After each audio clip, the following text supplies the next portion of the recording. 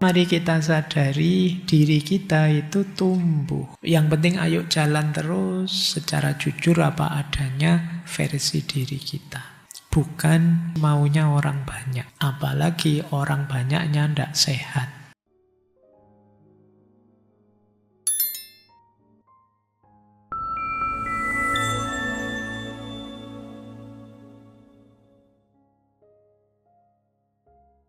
Assalamualaikum warahmatullahi wabarakatuh.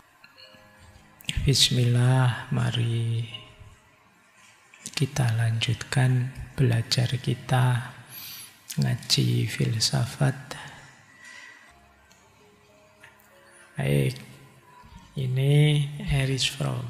Saatnya kita mulai, yuk kita merenungi diri kita. Siapa tahu kita mengalami ini. Krisis identitas. Jadi krisis identitas itu ketika kita merasa bingung tentang siapa aku. Apa sih yang aku mau? Orang yang mengalami krisis identitas itu merasa saya tidak punya arah yang jelas, Pak. Saya mau kemana, tidak tahu saya. Saya tidak yakin dengan pilihan saya. Saya ragu dengan makna hidup saya. Di akarnya apa? Pertanyaan tentang aku. Siapa sih aku ini?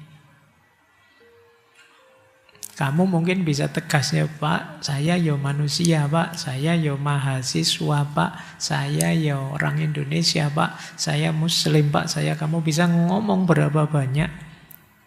Tapi kamu merasa, apa iya aku itu mahasiswa? Iya di KTM ya, di kampus tertulis nama saya, tapi apa yang kayak saya ini layak disebut mahasiswa? Patut disebut mahasiswa. Kamu menanyakan itu. Apa yang kayak saya ini merupakan ciri seorang beragama yang baik? Muslim yang baik. Kok saya nyebut diriku ini Muslim? Kamu mempertanyakan itu. Oke, itu yang disebut krisis identitas. Kamu selalu bertanya, who am I? Siapa sebenarnya aku ini? Iya sih, saya beraktivitas, saya melakukan ini itu.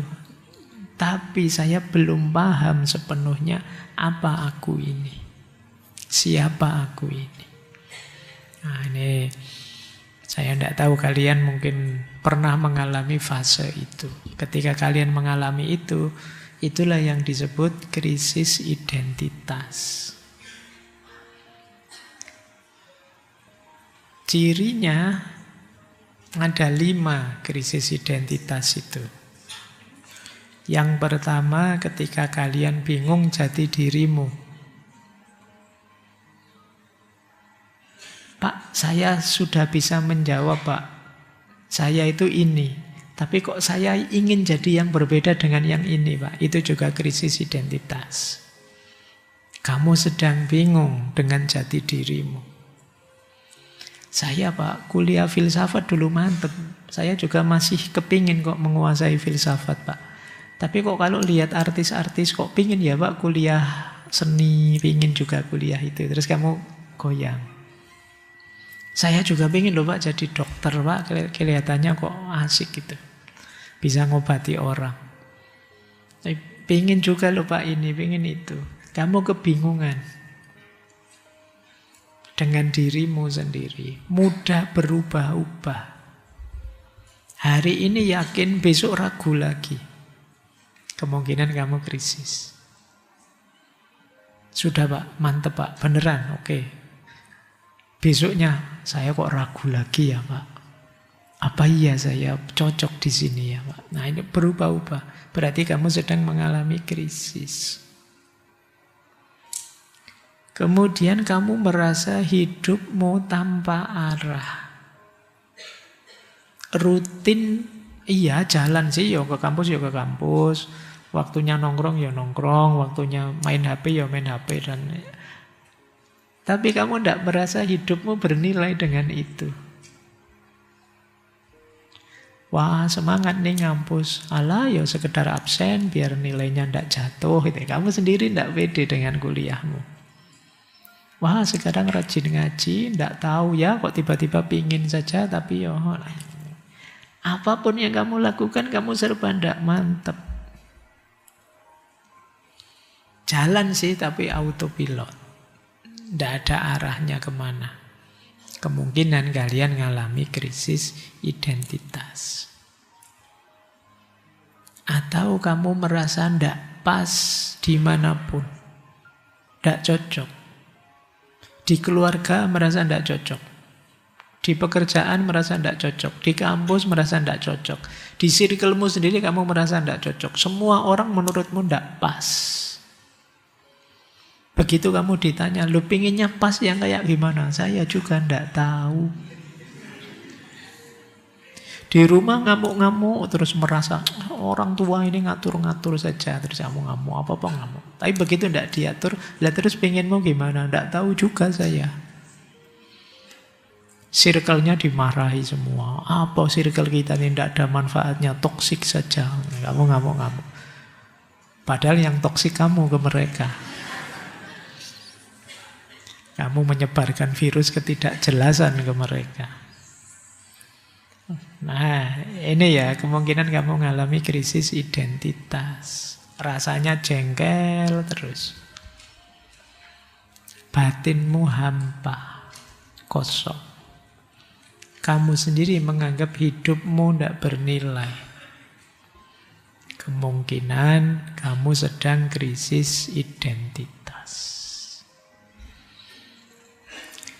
Baik, nanti bahan refleksimu ya. Semoga tidak banyak yang alami ini.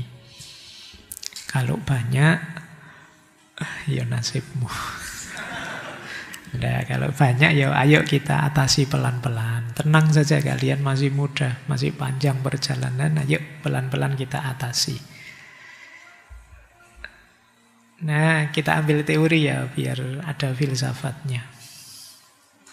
Ada beberapa teori yang menarik tentang krisis identitas ini.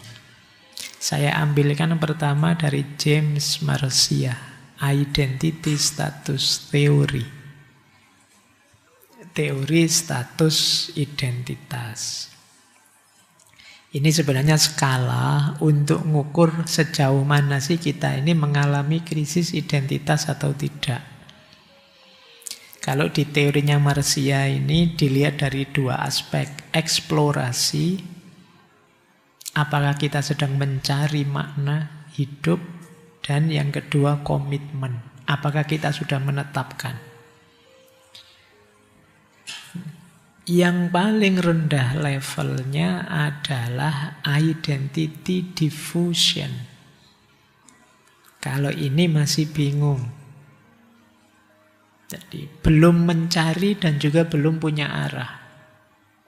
Ini level pertama. Biasanya kalau ditanya kamu siapa, mau kemana, tujuan hidupmu apa, ya jawabannya saya tidak tahu siapa aku, mau kemana, tujuan hidupku apa. Nanti ditunggulah biar waktu yang menjawab. Nah, kalau jawabanmu begitu, kamu ada di level yang paling rendah. Kamu masih bingung. Ada naik satu level, namanya foreclosure. Foreclosure itu isinya sudah punya identitas, tapi ikut saja ke orang lain. Dia tidak mencari, pokoknya ikut saja. Alah, aku ikut orang tua sajalah. Biar diurusi yang tinggi-tinggi itulah. Ya, ini namanya kamu pasrah saja. Ini level 2. Jadi identitas yang bukan kamu cuma ikut. Ini nanti berpotensi melahirkan false self, diri yang palsu. Kamu hanya ikut orang lain.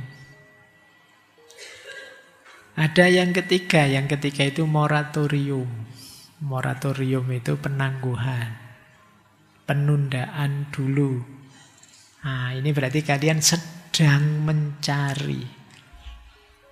Kalau ditanya, menurutmu engkau siapa? Sebentar, saya ini masih proses, masih nyari, masih baca-baca, masih diskusi, masih refleksi, masih menjelajah ke sana, mengeksplorasi ke sini.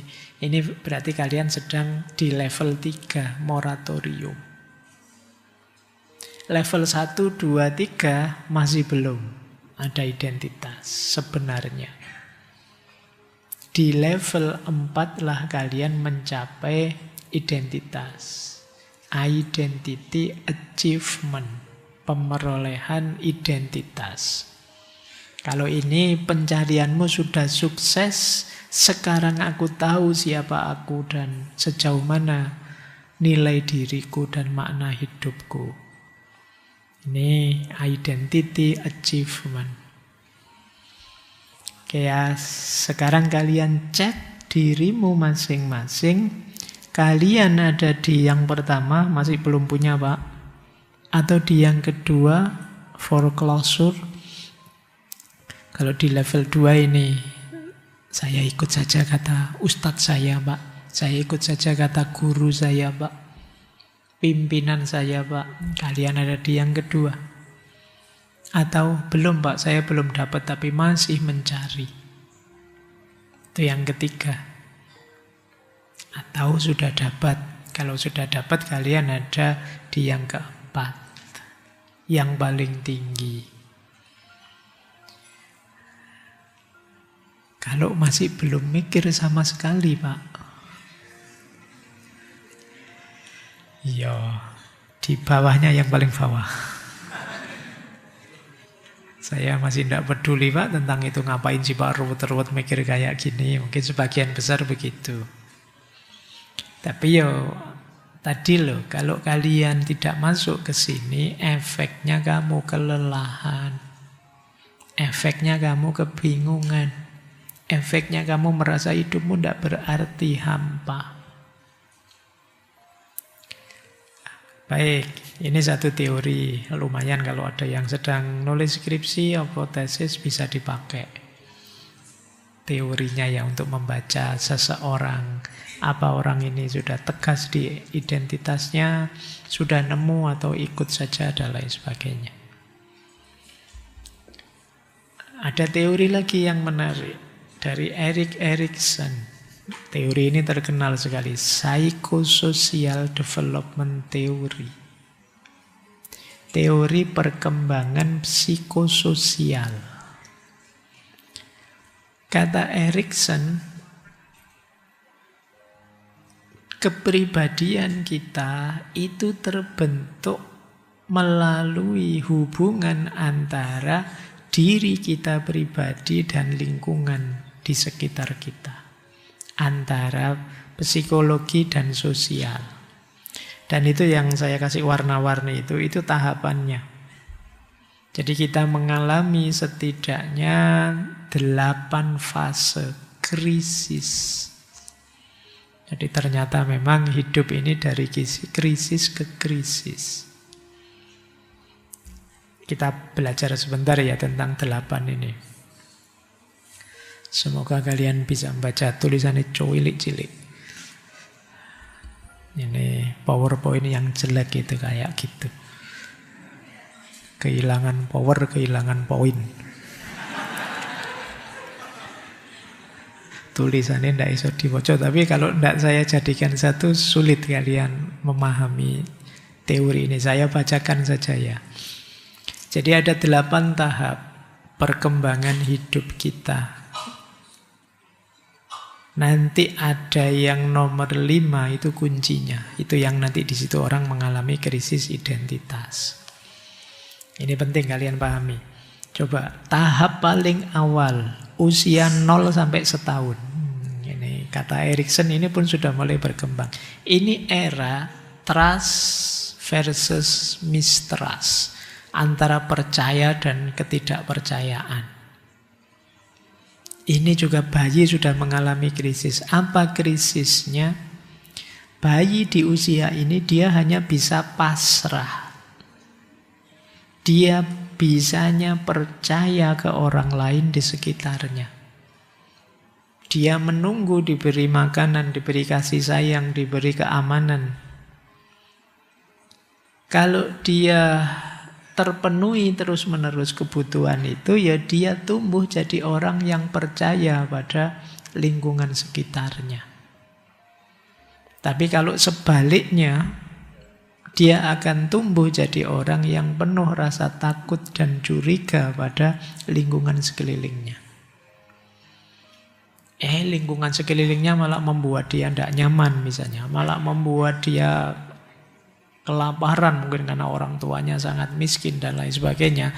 Itu membuat dia secara psikososial, dia jadi tidak terlalu percaya dan mudah curiga ke lingkungan sekelilingnya. Sampai nanti besar. 0 sampai setahun. Jadi kalau kalian di usia dewasa ini mungkin ada yang gampang curiga, mungkin di masa usia ini ada fase kebutuhan dasarmu tidak terpenuhi secara konsisten. Mungkin keamanan, mungkin kenyamanan dan lain sebagainya. Kata Erikson. Yang kedua, usia 1 sampai 3 tahun. Di sini terjadi krisis antara otonomi melawan shame and doubt. Mandiri melawan malu-malu dan ragu-ragu. Anak di usia ini dia mulai belajar berjalan, makan sendiri, milih sendiri. Kalau kita bebaskan dan kita dukung, dia akan tumbuh jadi anak yang percaya diri. Tapi kalau selalu dikekang, mau apa-apa dilarang, dia akan jadi anak yang peragu dan pemalu. Ini jadi kalian sejak bayi itu sudah bertarung, sudah mengalami krisis. Nanti anaknya mau makan sendiri, tidak boleh, sudahlah nanti makanannya menghambur kemana-mana kotor, sudah ikut didulang saja. Anak mau jalan diseret, anak mau jalan ditarik lagi, sudah tidak usah jauh-jauh di sini saja, dilarang terus. Dia mau milih apa-apa, dihalangi, lama-lama dia tidak percaya diri.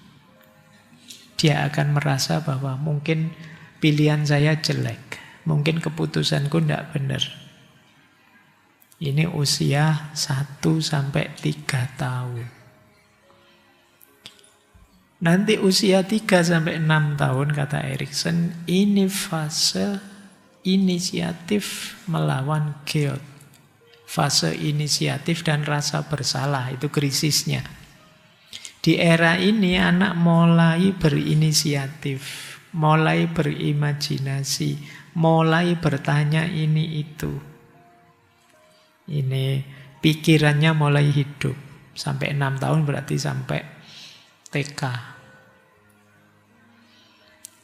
Anak di usia ini kalau dia didorong, kalau dia didukung, imajinasinya, pertanyaan-pertanyaannya kita dengarkan, dia akan tumbuh jadi anak yang penuh rasa tanggung jawab. Tapi kalau dia dibantah terus, disalahkan terus, akan tumbuh rasa bersalah dan takut mencoba. Apalagi kemudian, udah nggak usah cerewet, anak baik harus tenang, anteng, diam. Ya sudah. Sejak kecil kita latih itu, jadilah dia anak pendiam. Karena menurut dia, baik itu diam. Apalagi di sekolah, zaman saya dulu sekolah SD itu, kalau mau pulang, yang paling anteng pulang duluan. Nah, jadi terus kita berlomba-lomba diem, mantem. Jadi yang banyak tanya, cerewet itu pulang terakhir. Dan itu tersiksa pasti. Nah ini usia-usia ini. Jadi di usia ini kadang-kadang kita membunuh potensi ilmuwan yang mau lahir. Nanti adikmu tanya ini, tanya itu, ini apa, itu apa. Terus kamu sebel lagi asik main HP kan, terus kamu marahin. Udah, enggak usah banyak tanya. Diem saja, anak baik diem. lama-lama mati dia. Padahal itu harusnya lahir seorang ilmuwan, tidak jadi. Oh, disuruh diem ya. Ilmuwan kan dia banyak tanya, kita sendiri yang mematikan potensinya. Nanti usia 6 sampai 12, di usia ini dia mulai banyak aktivitas, mulai belajar, mulai punya target tertentu. Bikin ini, bikin itu, main ini, main itu. Anak-anak di usia ini pertarungannya apa? Industri versus inferiority. Kerajinan dan kerendah dirian. Kalau dia kita dukung, kita hargai, entah bikin apa saja, gambar misalnya, bagus luar biasa, kamu punya bakat gambar, dia senang dihargai, dia merasa punya kompetensi. Biasanya terus tambah rajin. Tapi kalau tidak kita hargai, kita remehkan, kita jatuhkan apa yang dia lakukan, dia akan jadi rendah diri. Gambar kok kayak gitu, gambar apa itu gambar? Harus kita marahi terus. Dia bikin apa-apa kita marahi. Dia akan jadi anak rendah diri. Usia 6 sampai 12 tahun. Baik, ini fase paling penting, 12 sampai 18 tahun. Mungkin di sini ada 1-2 yang 17-18 mungkin ya. Meskipun saya tahu dari wajahnya sudah 20 ke atas kalian. Nah, di fase inilah seorang anak mulai bertanya, siapa aku? Nilai-nilai tujuan hidupku. Kalau di fase ini sukses, dia mendapatkan identity. Kalau gagal, dia akan mengalami role confusion. Kekacauan peran, dia kebingungan. Disinilah krisis identitas. Anak bingung mendefinisikan dirinya. Siapa aku? Tujuan hidupku apa? Ini berarti sekitar sampai SMA ya. Itu bahkan ada yang bilang nanti usia-usia ini biasanya nakal-nakalnya. Iseng-isengnya, usil-usilnya. Karena di fase ini mereka sedang melakukan eksplorasi apapun yang mendukung pencarian jati dirinya. Oke, mungkin termasuk yang kemarin viral bolak-balik ya, Kelite, itu usia-usia ini. Dia sedang kebingungan mendefinisikan dirinya.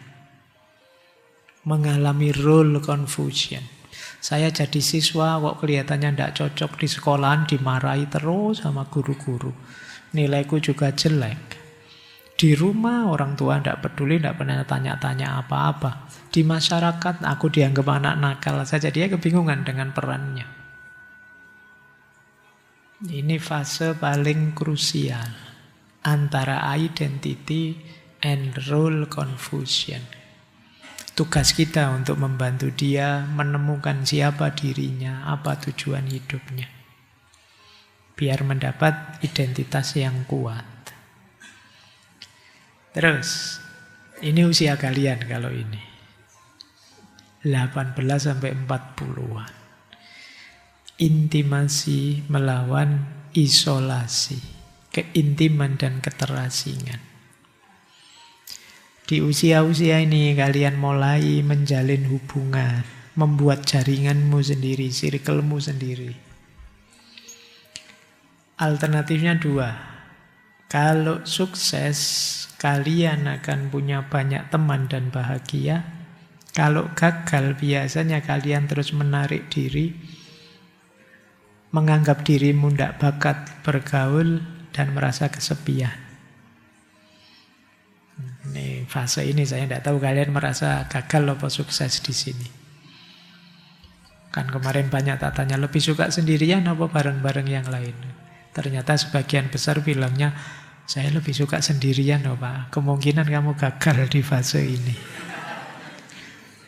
Jadi kalian di fase ini sebenarnya mulai belajar berinteraksi dengan orang lain, menjalin hubungan yang lebih dalam. Nah, biasanya kalau gagal terus jadi terisolasi. Naik satu level lagi usia hidupmu, 40 sampai 65. Saya ada di sini. Generativity melawan stagnation, produktivitas melawan stagnasi. Di fase ini biasanya orang ingin berkontribusi, mungkin lewat karyanya, mungkin lewat anak-anaknya, atau membantu secara sosial. Biasanya kalau gagal di sini orang merasa hidupku tidak berguna. Hidupku hampa, tidak ada artinya. Ini fase 40 sampai 65. Terakhir, 65 ke atas. Ini mungkin kakekmu mungkin ya. Integrity melawan despair. Integritas melawan keputusasaan. Di usia ini orang biasanya menilai hidupnya. Kalau dia bisa menerima, saya syukuri hidupku sepanjang tahun kemarin. Alhamdulillah saya sampai di titik ini. Biasanya ya terus muncul damai, dia hidup dengan bijaksana. Tapi bisa juga sebaliknya despair. Isinya kekecewaan, ketidakpuasan dengan hidupnya. Bahwa saya tidak puas dengan hidupku, menyesal kemarin kenapa memutuskan ini, memutuskan itu. Terus dia putus asa, dia menyesal. Itu despair. 65 ke atas. Jadi teman-teman, hidup kalian sejak usia 0 sampai 65 ke atas itu berjalan dari krisis ke krisis. Mau tidak mau seperti inilah kisah hidupmu. Maka kalau mengikuti teorinya Erikson ini, ya jangan alergi dengan kritis, dengan krisis. Hidup kita memang penuh dengan krisis-krisis. Termasuk yang kita bahas malam hari ini, krisis identitas. Yuk, sebelum geser ke krisis eksistensial, apa sih yang kita lakukan kalau kita sedang mengalami krisis identitas? Yang pertama, terimalah. Akui saja kamu sedang krisis. Tidak usah panik, tidak aneh. Hampir semua orang mengalaminya. Bingung itu wajar. Asal kamu mau belajar. Sehingga tidak salah mengambil keputusan. Jadi, kan sering orang bilang itu. Alhamdulillah kamu bingung berarti kamu mau pinter, mau bisa. Kan selalu orang begitu. Tapi asal setelah bingung belajar. Setelah bingung tidur ya ndak jadi pinter. Bingung tandanya kamu ingin tahu kan, belajar. Nah, kalau dilanjutkan belajar ketemu benernya. Jadi diterima saja, ya saya sedang krisis ini, sedang belajar mencari jawaban terbaik. Identitas yang pas untuk diriku. Ada peribahasa menarik, kadang kita harus tersesat dulu untuk benar-benar tahu arah pulang. Ya, jangankan mencari arah sendiri, wong sekarang pakai GPS kadang ya tersesat. Ya kalau dalam kehidupan nyata kadang dibantu orang pun, mengikuti ahli pun masih bisa tersesat. Tidak masalah, hidup itu memang kadang-kadang ada tersesatnya, tapi kita kembali lagi dengan cara belajar. Yang kedua, ambil waktu untuk refleksi. Coba direnungi secara dalam. Apa sih yang membuatku bahagia? Apa yang aku anggap penting dalam hidup ini? Kapan aku merasa paling menikmati hidup? Nah, ini menurut saya penting berefleksi ini. Kemudian dekatkan diri kita dengan orang-orang yang jujur, Yang menilai kita apa adanya diri kita. Bukan orang yang sekedar menuntut kita sesuai maunya mereka. Orang-orang jujur inilah nanti yang bisa memberitahu kita, oh kamu berlebihan tadi, oh kamu tidak sepatutnya begitu. Memahamkan kita tentang lebih kurangnya kita. Carilah sahabat, cari teman yang mau jujur. Yang ketiga, mengatasi krisis identitas, coba temukan makna yang lebih besar dibanding diri sendiri. Yang membuat kita sering galau itu karena kita terlalu fokus ke diri kita. Mari membangun makna untuk melahirkan identitas. Caranya misalnya ya lakukan pengabdian, lakukan membantu orang yang banyak. Itu kan sebenarnya kamu sedang membangun makna untuk dirimu sekaligus membangun identitas. Kalau hidup kita bermakna, identitas akan lahir. Misalnya, kalian mencoba menemukan makna melalui keimanan, ibadah yang banyak, mendekat Allah yang banyak.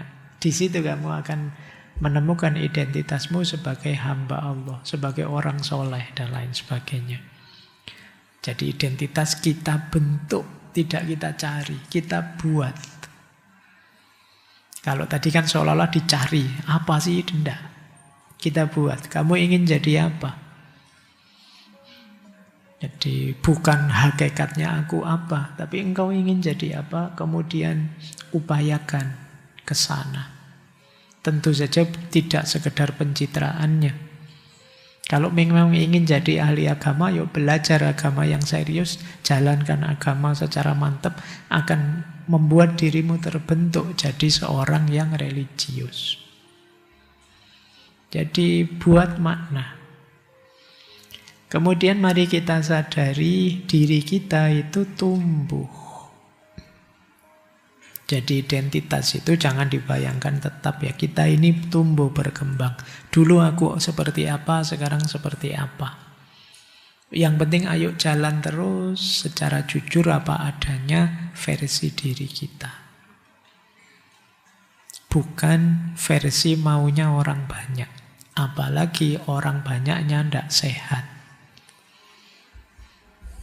Ini ada kalimat menarik dari Krishnamurti.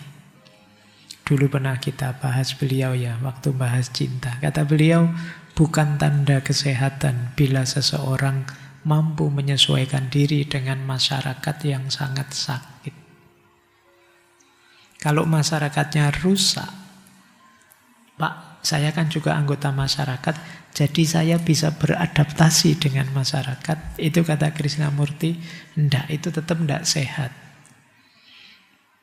Pak, budaya kita itu kan korupsi, Pak. Jadi, itu masyarakat sangat sakit sudah. Saya kan anggota masyarakat kita harus toleran menghargai budaya kita, toh Pak. Nah, saya ikut beradaptasi. Saya korupsi di level saya. Contohnya begitu ya. Kalau masyarakatnya sangat sakit, ya jangan beradaptasi. Kalau kamu beradaptasi, itu ya sama saja kamu sedang menjemput penyakit. Maka bukan tanda kesehatan bila seseorang mampu menyesuaikan diri beradaptasi dengan masyarakatnya yang sakit. Jadilah dirimu sendiri, jangan hanya ikut orang banyak. Ayat ini juga menarik kalau teman-teman coba nanti dicari tafsirnya ya. Wa in tuti aksaro man fil ardi yudilluka an sabilillah. Kalau engkau mengikuti kemauannya orang banyak di muka bumi ini, niscaya akan menyesatkanmu dari jalan Allah. Jadi hidup itu jangan ikut-ikutan saja. Ini ayat ini untuk mengkritik viralitas ya. Apa-apa ikut orang banyak. Pokoknya yang viral itulah yang benar. Itu padahal wa in tuti aksaro man fil ardi yudilluka an sabilillah. Kalau engkau hanya mengikuti kemauannya orang banyak di muka bumi, akan menyesatkanmu dari jalan Allah. Iyattabi'una illa dzanna wa inhum illa yahrusun. Mereka itu hanya mengikuti prasangka-prasangka belaka, hoax-hoax belaka. Dan mereka hanya membuat kebohongan. Oke, ayat ini rasanya cocok sekali ya dengan zaman sekarang itu. Kalau bahasa ulumul Quran ini ijaznya Al-Quran. Di antara kemukjizatannya Al-Quran adalah dia selalu relevan di segala ruang dan waktu. Soleh likulli zaman wa makan. Mungkin mufasir zaman dulu tidak membayangkan ayat ini relevan dengan hoax, relevan dengan post-truth. Zaman itu belum post-truth, belum kenal hoax, tapi sekarang relevan sekali. Oke, baik. Krisis identitas sudah.